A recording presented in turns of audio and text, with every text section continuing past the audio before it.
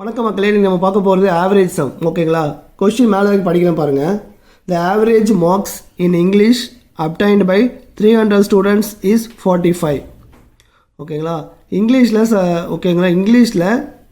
300 மாணவர்களின் சராசரி மதிப்பெண் எவ்வளோனா 45. ஸோ நான் என்ன பண்ணேன்னா 300 × 45 மல்டிப்ளை பண்ணிங்கன்னா 13,500 கிடைக்கும். இதுதான் மதிப்பெண். இது இங்கிலீஷில் எடுத்திருக்காங்க 300 மாணவர்கள். ஓகேங்களா? Next, the average marks of first 100 and last 100 students are 70 and 20 respectively. முதல் 100 மாணவர்கள் அவங்களுடைய ஆவரேஜ் மார்க்ஸ் எவ்வளோனா 100 × 70ன்னு கொடுத்துருக்காங்க. ஓகேங்களா?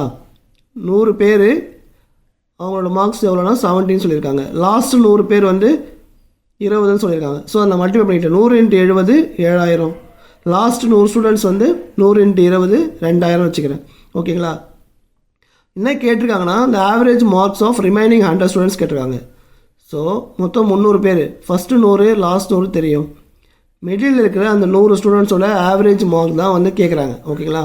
ஸோ இந்த மாதிரி கேட்கும்போது இங்கே பாருங்கள், மொத்தம் 300 சொல்லியிருக்காங்கல்ல, 300 ஸ்டூடெண்ட்ஸ் அவங்களோட ஆவரேஜ் மதிப்பெண் எவ்வளோ 13,500. அதை அப்படியே நான் லெஃப்ட் சைடு எழுதிக்கிறேன். ஓகேங்களா? நெக்ஸ்ட்டு ரைட் சைடில் ஃபஸ்ட்டு ஓகேங்களா, ஃபஸ்ட்டு 100 ஸ்டூடெண்ட் 7000. லாஸ்ட்டு 100 ஸ்டூடெண்ட்டோட ஆவரேஜ் மார்க் 2000. நமக்கு தேவை மிடில் இருக்கிற அந்த 100 பேர் தான் கேட்குறாங்க. ஸோ அது நம்ம கண்டுபிடிக்க வேண்டியது, அதுதான் நான் எக்ஸ்ன்னு வச்சுக்கிட்டேன். ஓகேங்களா? ஸோ இந்த மாதிரி நீங்கள் ஒரு ஈக்குவேஷன் ஃபார்ம் பண்ணிங்கன்னா ரொம்ப சிம்பிள். இப்போ இந்த 13,500 அப்படியே வச்சுக்கோங்க.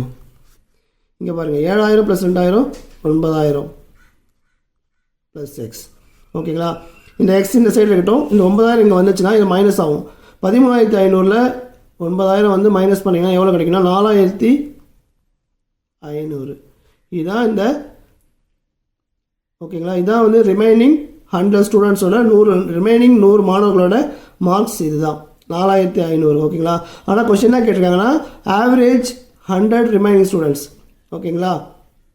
100 மாணவர்களின் சராசரி மதிப்பெண் தான் கேட்குறாங்க. அப்போது இதை 100ஆல் வகுக்கணும். இதை 100ஆல் வகுத்திங்கன்னா 2 கேன்சல் ஆகிடுமா, மீதி 45. ஸோ 45 தான் இதோட ஆன்சர். ஓகேங்களா? இந்த வீடியோ உங்களுக்கு பிடிச்சிருந்தா லைக் பண்ணுங்கள், மறக்காம உங்களுக்கு ஷேர் பண்ணுங்கள். நெக்ஸ்ட் ஒரு சூப்பர் டெக்ல சந்திக்கலாம். நன்றி மக்களே.